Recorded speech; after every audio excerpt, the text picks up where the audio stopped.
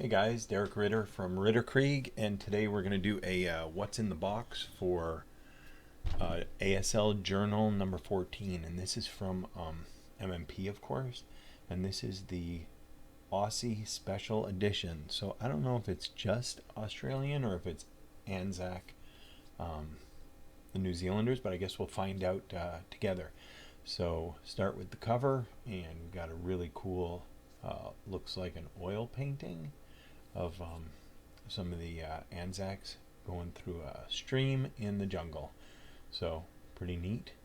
So let's go on beyond that, and I'm trying some different software here to try and scroll through some photos. So we'll see how this works for us. All right, next we have. So I've clipped a lot of this stuff so that we don't actually read the articles or anything like that, because I guess that would be copyright infringement. So, but here's the table of contents, and so you can pause here and read that over. But it's not just the Australians or the New Zealanders. There's also some other stuff, but it's definitely got the theme. So there's a few articles from Haddon and Flames. I see right over here we have Haddon and Flames Revisited, Haddon and Flames, The Stalemate Continues, and Haddon and Flames Map Genesis. And that's my favorite campaign game. So I'm not really good at campaign games. My brain can't process all the buying and the planning. But Haddon and Flames was just big enough. Any bigger, and I think I would have had trouble with it. But I had so much fun. I think I played it like 3 times or something, and I really, really enjoyed it. So, all right.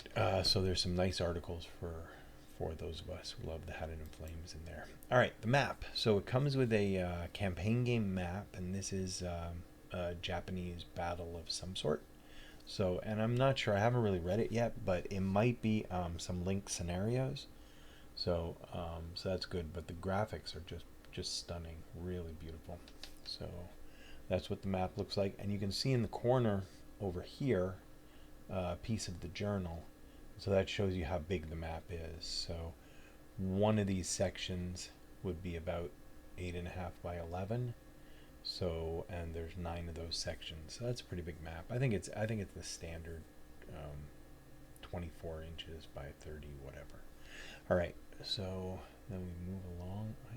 So here we have now with all the scenarios. I can't show you the whole page, because then that would definitely be copyright infringement, because you'd be able to just print it off and play it. So don't want to do that to MMP, and don't want to do that to myself with a problem with MMP. So what I did was I cropped it at the special rules, making these scenarios incomplete while still being able to get a good look at what you'll be doing here. So you'll see the order of battle and the turns and the victory conditions, but no special rules. So unplayable. So this one takes place in these are not in any specific order, by the way, but generally following the progression, but I didn't really put them in order. So this is drawing the crow, and that is Crete, and you have the Australian Infantry Brigade against the Fallschirmjäger, and they are entering by airdrop. Now, if you never entered by airdrop, I did a video a little while back with a tutorial in it. That's pretty cool. So you can watch that video. Just subscribe to me on YouTube, and you'll see all my videos. And some of them are clearly better than others, so they go from mediocre all the way down to unwatchable. But this one was one of my better ones. So there you go, an airdrop scenario, always fun. Next we have, oh boy, I think I cropped out the name. Sorry guys. All right, but it is 225, and that is again the Australians. No, these are the New Zealanders. So that answered that question. It is New Zealand. It is the Anzacs, not just the Australians. And this again is in Greece, but this time on Olympus Pass, and this is 1941 during the invasion as well. So, and these guys are an infantry division. So these are not Fallschirmjägers. Okay. Let's move right along. There we go. Here. All right. Now this is for that campaign game. And this is what the scenario card looks like. This is campaign game 2. We'll get to campaign game 1 in a second. But I guess you buy these groups, these different RGs. So, and that goes with that big map. And then we have, this is campaign game 1, and it's not complete, but you get the gist of it, and again played on that great map. And then we have, let me go to, oops, somehow I messed it up. We might have lost campaign game 3, or it might show up later. But there's 3 scenarios for it. 3 campaign game dates. And then we have more in Crete, and here we have the Germans landing by nope, the Germans are setting up on board, but they are Fallschirmjägers too. And there's a short one, just 5 scenarios, and you'll see on the map, I believe that might be a half of a river, so that would be, I guess, the sea, represented as the sea. All right. And then we've got Buckley's Chance. Now there's Japanese against Sparrow Force. This is another shorty, 5.5 turns. Very reasonable amount of squads. Everybody gets a little armor. That's nice. Alright, then we got Rough Riders and the Japanese against Sparrow Force again. Oh, this is also, I guess these are scenarios for the new map, that historical map. So another 5.5 turns. Great. And then we've got Aussie Spirit, and this is 5.5 turns again on that map. So a lot of quick, easy tournament style scenarios.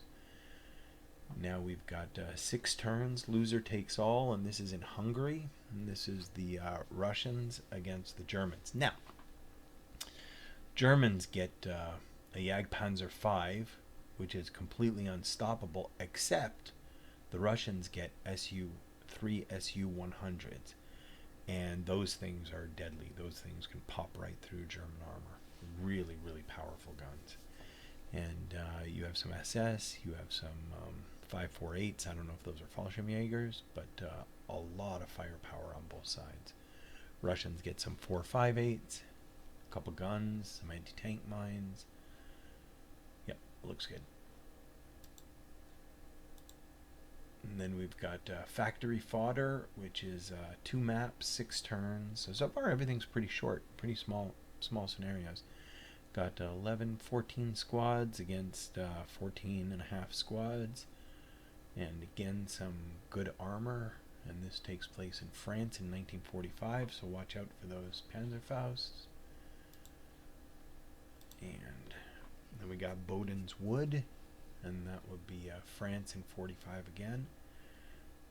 So maybe this is part of like a multi-scenario action. This is the SS against the Americans again. Alright. Again, 5.5 turns, very short. Here's 6.5 turns. Sore Thumbs in France, and yeah, there's gotta be a continuation. I don't know if this is part of Nordwind, or I'll have to read up on it. But super manageable, smaller size scenarios. And then we have Belgium, Courage of Cowan, and this is Battle of the Bulge in December, and SS are attacking with some Jagdpanzer IVs. Alright, that's 6 turns, and then we've got, oh, here's the missing pages I was looking for before. So these are the special rules for Sparrow Force. Now Sparrow Force only has a page and a little bit, 2 pages and a little bit, page Z91, 92, and a little bit of 93. So the the special rules seem to be very, very minor, easy to jump right in. And then we've got Hurricane something, because I cut it off, I can't read it. Biak? Yes, Biak. Biak Island, Dutch New Guinea, 1944. Americans on the defense, Japanese attacking. That's 5.5 turns. And then we've got Shorter Shovel, another 5.5 turns. I think that's the theme. It shouldn't have been the Aussie pack. I think it should have been the 5.5 turn pack. And we've got the Marine Corps and the Japanese attacking. And then we've got Japanese defending against the somebodies, the Australians. Yeah, the Australians in the jungle. Oh, well, it's about time. They finally named something in ASL after me. I gotta say, super flattered. No, I didn't deserve it. I'd like to thank my mom and my dad. The good. Oh, sorry, that's spelled differently than my Derek. Gosh, a little humiliating. Sorry about that. All right. I hate this scenario now. Okay, Commandos at Kaipit, and this is 5.5 turns. Wonderful. And the Australians again against the Japanese. Japanese are defending this time. All right, let's keep going. And we've got 5.5 turns. Deadly Dexter. I'll tell you what, if you like these short scenarios played in one evening, played in one sitting scenarios, this is the pack. I think the longest one I've seen so far was 6 turns, so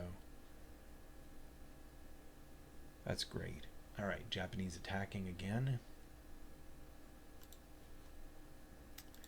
And then we go Irksome Rearguard. And, oh, here, I had to say something. Now we got the 10 turn scenario. Although, you know what? It's really not that big. It's 9, 10, 11, 12, 13, 14, 15 squads. Most of them junky, so they're gonna melt away really quickly against 12, 15, 17, 23 squads, good squads. So, yeah, that's gonna be tough. But the Japanese are defending, and you know how that goes. All right, and here we go. It's a battlefield, and got the Germans against the French, the Canadians in Normandy. So we got one Normandy scenario. Beautiful. And that's about it. Let's go back to the first page so we can have a nice little outro. There we go. And so that is ASL Journal issue number 14 in a nutshell. The only thing I didn't show you are the articles, and there are a bunch of them. Just a ton of articles and a lot of reading, and it's wonderful. So this looks like a really good product. Thanks for watching, guys, and you can pick up Journal 14 at ritterkrieg.com with free shipping and at a discounted price, so well below retail. So thanks for watching, and we'll see you next time.